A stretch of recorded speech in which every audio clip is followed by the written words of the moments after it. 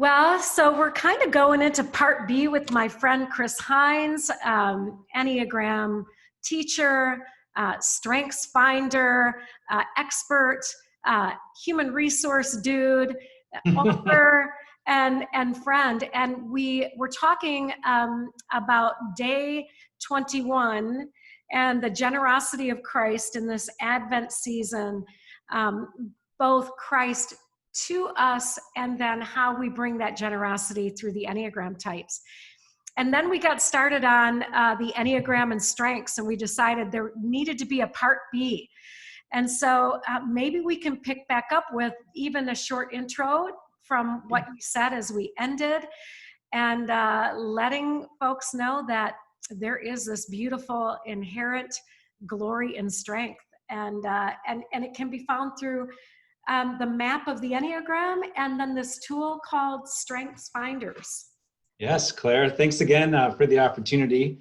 I'm certified to use both the Clifton Strengths or Strengthsfinder Assessment and the Enneagram, and I love using both of these assessment tools with individuals and with teams because we see different aspects of ourselves through each of these tools. I like to think of the Enneagram as revealing your drive, your motivation, sort of your why you're doing what you're doing. You know, whether it's really healthy or unhealthy, it's still exposing kind of your why. I think of strengths as your how. So what abilities, what talents, what capacities and strengths do you have to sort of live and work out your why? So think about Enneagram as your drive, your why. Think about strengths as your how, kind of like the fuel versus the direction. That's how I think of both of those. So even when I'm doing strengths coaching with people, I'm always thinking about the Enneagram and listening to the words they're saying, how they're showing up. And I'm kind of in my head going, maybe they're this type, maybe. And then that can send the whole strengths coaching session in a different direction because of my sense of their type. So it's really, really fascinating to look at these two together, and I'm grateful to know about both. Mm-hmm.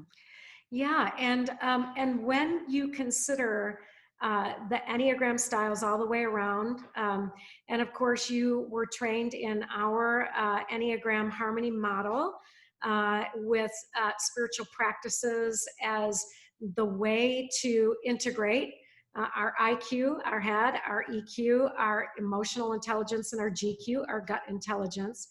Have you found some connection with, say, threes, that they many times show up with these particular how with their fuel? Yeah, it's a great question, Claire. And I want to go back to, so the Gallup organization is who owns the Clifton Strengths Assessment. Mm-hmm. And there are 34 different talent themes that the assessment identifies. Mm-hmm. So it's things like belief, having enduring values, or maybe achiever, having stamina and energy to produce, or maybe there's empathy, recognizing the feelings and the perspective of others. So there's 34 of these talent themes. Mm-hmm. What's interesting is that Gallup defines talent as this. Now listen for the centers of intelligence in this definition. Gallup defines talent as naturally recurring patterns of thought, feeling, or behavior that can be productively applied. Mm-hmm. Right? Thought, feeling, or behavior sounds a lot like centers of intelligence. Mm-hmm. So there's agreement in Gallup's definition of talent that really does agree with the centers of intelligence kind of concept, that there's these three modalities. So that's interesting to me. Mm-hmm. I got curious about these associations, and so I actually put a little bit of a research team together and got some advanced degree, so master's and PhD level data scientists. And we put a survey out and asked people to submit their top 5 talent themes, so their top 5 Strengthsfinder, Clifton Strengths themes, and their Enneagram type. Because we wanted to see, are there any statistical associations between this type and these talent themes? And so we put this whole study together, and we'll drop a link maybe here, a link to that study, because it's really, really fascinating. But do you want to hear some of the findings with regard to? All right, so you don't have to start with 3. You can start with 1 if you we'll start with 1. Yeah, and I'll just share some high level findings. And so what we found that for type 1s is that the theme that is most dominant, most associated, so the highest association with the type 1 is this theme of responsibility. So it's taking psychological ownership over what we say we'll do. There's high reliability, high virtue, high honesty. And so these folks really take it upon themselves to do what they say they'll do. Does that sound like a type 1? Oh yeah, that's why she's the head of our human resources. And so yeah, that type has really important spaces to fill and guide in our world, right? Yeah. Then the second strongest one is belief, which is having enduring values over our work. So there's sort of a personal conviction and personal stake in doing the work, which I also really relate to for type 1s. Absolutely. With you. Yeah. So we'll move on to type 2s then. So type 2s are interesting because the top 2 most associated themes are developer and empathy. So these are both relating talents. You'd imagine that there'd be relating talents high for the heart space, right? For type 2s. And so developer is about drawing out potential in people, not walking away, kind of going the extra mile. And then empathy, right, is about walking in people's shoes, perceiving and sensing what they're feeling.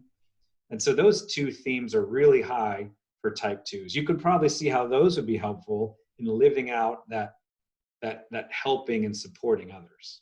Oh my goodness, yeah. My brother-in-law, who's a type 2, has been training his grandson in football these last years and coached him through high school. And he just signed with Vanderbilt on a full ride scholarship. Wow, great. And he talks about, I mean, just the way his grandfather helped develop his skill. So that's lovely. Yeah. Yeah. Type 3s. So here's what's interesting about type 3s. So the Clifton strengths themes, the 34 talent domains, can really be divided into 4 different categories, kind of types of work. There's executing tasks, that's getting the work done. There's relating to people. There's thinking critically and strategically. And then there's impacting and influencing people. All right, so doing, relating, thinking, impacting people. Of any of the types, the type 3 is the most, pulls from most of these 4s. So meaning there's sort of equal distribution of types of talents for the type 3s. And so often if you see a type 3's top 5 themes, you'll see 3 or 4 of these categories. You'll see some thinking in there, you'll see some relating, you'll see some executing, you'll see some influencing. So distributed, widely talented, able to accomplish a lot through different means in a way that's unique to 3s, not any other type. Well, and maybe when we think about the adaptability of 3s, that what is called on is what they will work on, right? So, and some people might say, well, that's very chameleon-like, you know, that they can, well, so who are they really? Are they relating? Are they critical thinkers? But the truth is, yes. And they've been given that adaptability gift.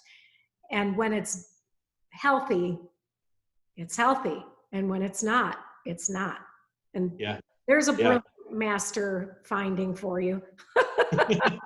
It also helps them work with a lot of different types of people. And so when they're healthy 3s, they can put a team together or delegate and sort of get the project going. But if they're unhealthy, they're just going to sort of use people for their ends and then move on. And so that's really unique for 3. So when I see someone's strength profile and I see a lot of variety in the types of strengths, my hunch, it's not like a guarantee, but my hunch is often, I wonder if they're like a type 3 because they're gifted and talented in a lot of different ways. Nice. Type 4 was one of the most interesting findings of this. Of course it was. Unique in the world. Yeah, here's why type 4 was so interesting. So you have very high association for type 4s with a certain type of talent. Claire, I'm just gonna ask what you think. So you've got the feeling, the doing, the thinking, the influencing. Which type of talent do you think is highest for the type 4? Well, of course, feeling, because the defense mechanism for a 4 is they personalize. It's introjection. So even outside feelings become inside feelings for them. They feel the whole world. So that would be my guess. And that was mine too, because it's in the heart space. But actually, it's the thinking space. So we think of type 4s as very emotionally expressive, and they are. But in a way, they're even more intellectually expressive than feeling expressive. So you have like intellection, which is enjoying intellectual activity, conversation, discussion around intellect and ideas. You have ideation, which is new ideas, new possibilities. And you have input, which is gathering, collecting different thoughts and ideas. These are the top 3, the top 3 themes for the type 4. And you don't have a feeling one in there. Yeah, that's interesting data. And I wouldn't question it. But what I would say is another way to see that might be that many times 4s don't see themselves as 4s because they are so unique. They will let you know that all of these things are real for them. So the data is only as accurate as the person is self-aware. Yes. Yeah. Right. And so great. And I would also say that I have several 4 friends who are very intellectual, and including my co-author Adele Calhoun, who people would say has a very strong 5 wing. And yet, because she is very in touch with her own reality, I would say thinking is right there, but feeling will always trump. Yeah. It's just a thought. Yeah, to me it said, hey, I don't want to just pigeonhole 4s as just a big blob of feelings. Right. Well said. Yeah, or anybody else. Yeah, exactly. So type 5s, have the strongest connection to thinking talents of any other type. They're out of their top 7, like 5 of the 7 are thinking talents. And so you've got things like analytical, which is searching for reasons and causes, intellection again, learner, which is capacity to learn. They do have relator, which is a relationship building talent in their top 5, but that prefers less relationships than more, and they'd rather go deeper rather than go wide. And so maybe they have a handful of trusted close relationships, but they're not going to like go to a networking event unless they have to, or they've learned how to do that by choice. So that kind of wasn't a surprise to me. That we see so many thinking talents in there, but they do have that relator talent, which helps. Yeah. And so they may be more connected to their 2, which is their heart center and the harmony triad. And then additionally, this could be a whole nother session, but I've studied instincts with B. Chestnut. And so depending on whether or not we're looking at, and we can't get into that, the 27 subtypes. Mm-hmm. So depending on if, we're talking about what's on top in these instincts, which we won't talk about today. Right. Right. And we'll put a link in there too if they want to check out B's good work on subtypes. So yeah, that's great. All right. So the type 6 is interesting. Type 6 had a tie between developer and harmony in terms of the strongest association. So developer, we mentioned before, is calling out potential, wanting to help people grow and progress. So it is people oriented, but we have the introduction of harmony, which is finding consensus, wanting to find balance, and maybe make sure that multiple sides are presented in order for you to find agreement in the room. I'm hearing team-oriented, and they're great team players, right? Type 6s are great team players. These types of themes are really great for the individual, but also for the team. Mm-hmm. Sounds very 6y to me. 6y. Have you used that before? Well, maybe once or twice. That's great. Okay, so then the type 7. So the type 7,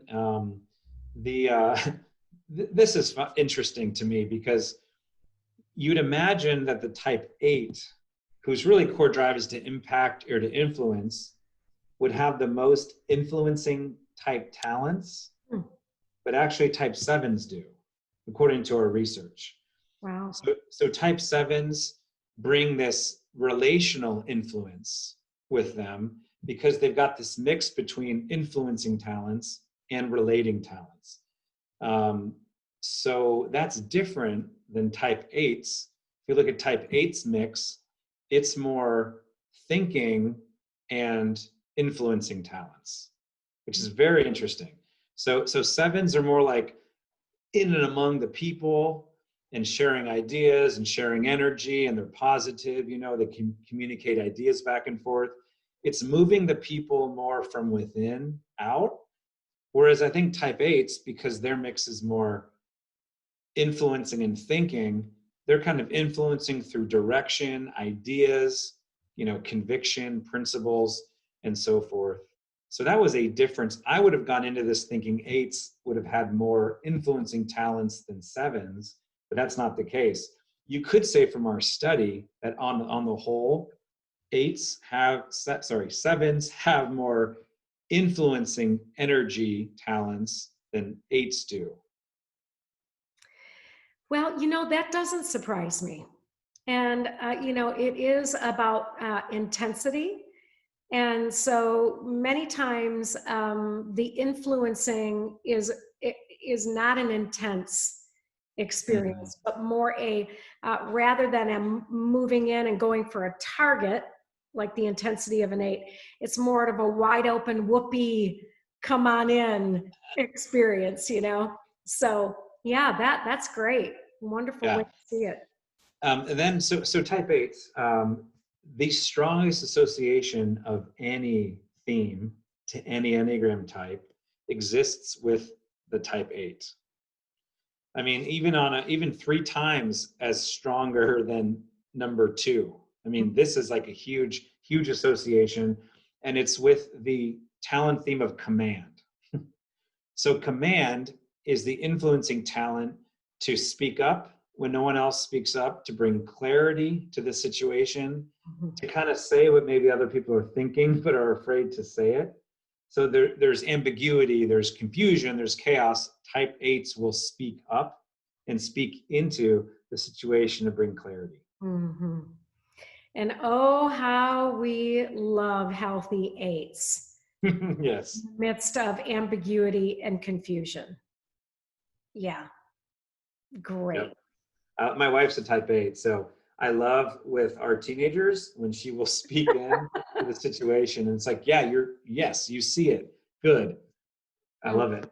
Yeah. They nail it. Yeah. And then lastly, type 9s.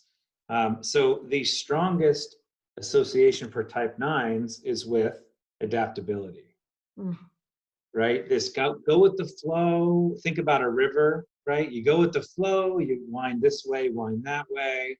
You're just kind of making your way through, meandering, So adaptability is so critical, right? You need adaptable, flexible, accommodating people. I'm sure you love that about Scott. I do. It's his go with the flowness. Yeah, he's been saving lives since 1962. And I really, no kidding, his mom talks about even his birth, and that he immediately was this peaceful presence that was able to come into a family system that had quite a bit of energy. Put it that way. Yeah. Yeah. And then the number 2, just slightly below that in strength, is harmony. So again, finding balance. A lot of folks high in harmony will avoid conflict, because it sort of feels like relational disconnection. Conflict does, and so harmony. They want harmony. They want balance. They want positive relationships. Doesn't mean everyone high in harmony avoids conflict, but many of them do. But those folks high in adaptability and harmony are both, according to our research, pretty likely to be a type 9. Interesting. And the 9 and the 2, of course, are both optimism types. And so, when you think about wanting harmony, it would be to silver lining it, to accentuate the positive, to deflect or detract or change the subject or take. And so, those are wonderful gifts that we see in 9 and 2. And in the Enneagram as well, 9, 2, and 7 are all optimism types. Yeah. So that's our research. It's been fascinating now that I have the data to sort of see, live it out, see if it holds true as I experience life with people. So it's quite a fun journey. Well, the great, quote by Anonymous that many people have tried to take credit for, but, that all models are wrong and some are useful. And of course, Scott and I changed that a bit and just said all models are incomplete and some are helpful. And I feel like what you've done here is very helpful because our language with the Enneagram and harmony and our model being deeply rooted in the Christian tradition and ancient and contemporary spiritual practices in opening to knowing your essence, your true self. That we would say the Enneagram is around knowing your true self, your inherent glory, your essence. And that then understanding that there are talents that can be found as hints, even toward essence, to say, here's what we're seeing in your talents. And that's giving us a hint that this is how you may bring the glory of God to the world as the reflection of God, as the imago Dei, the image of God on the earth. I love that. And so I just think this is a super helpful tool. And, I'm going to have to just take a deep breath and ask God, do you really want me to study that? Or can I just let people like Chris know it and then call on them, because, 3s can think that they should, do more things than they should. And so I'm glad that I have you as a resource, as someone that in our Christian tradition and the way that we have looked at the Enneagram as helpful for the work of transformation so that we can know and participate in God's will on the earth. That we can call on you as one of our alumni and say, friends, take a look at what Chris is doing here and see if he might be a part of your discovering the wonderful gift of you on the planet that will never be repeated, has never been before, but is right now. So is there anything you want to say in closing to us, Chris? I do. One thing, Claire, I've really loved about you and yours and Scott's ministry is using this tool, a very powerful tool not as an end in itself, but en route to something greater, which is what you said, discovering the glory through which and for which and by which God made you, and as a road to know Christ deeper. I share that belief and sentiment that these tools, strengths included, are really tools en route to something bigger, deeper. For me, that is going to take me to a next step, which is the concept of vocation and life calling.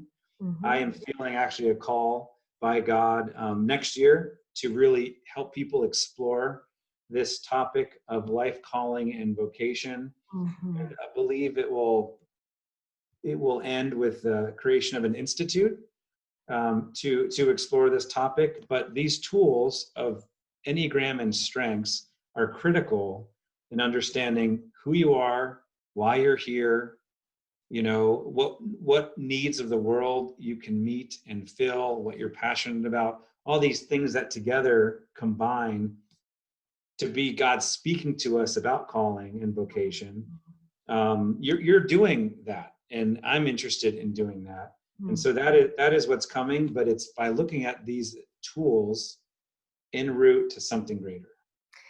Well, and Chris, in a time like 2020, and no telling what 2021 is, when people have lost their way or lost their hope, or have had enough introspection to say, I might need to take a look at how I want to live my life in this next season, and what is the divine DNA that I have given by God, spoken of in Ephesians, that I am the eklektos, I am the spoken forth word of God, and that there is a word on the inside of every human being that God has spoken forth before the foundation of the world.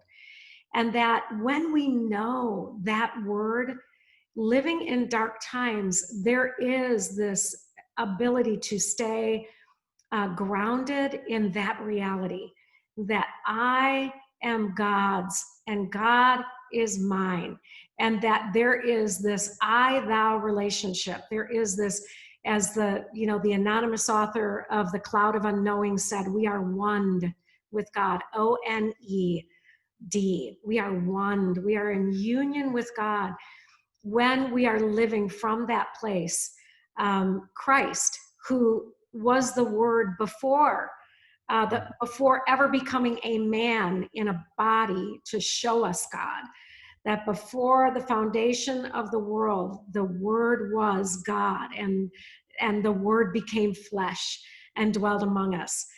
And so this beautiful gift of helping people find vocation, I feel deeply convicted that it indeed stands in the face of hopelessness and depression and fear and misuse of power and the unknown reality that we are loved deeply by God. It just stands right up and says, no, I am made as a word of God for this world. So I support you in doing that good work, and I can't wait to hear more about it. And as you can see, that is my bread and butter. I believe it to the depths of my soul. And so I bless you in discovering what is yours to do in this next season of life. And with all the ways that you have been a competent,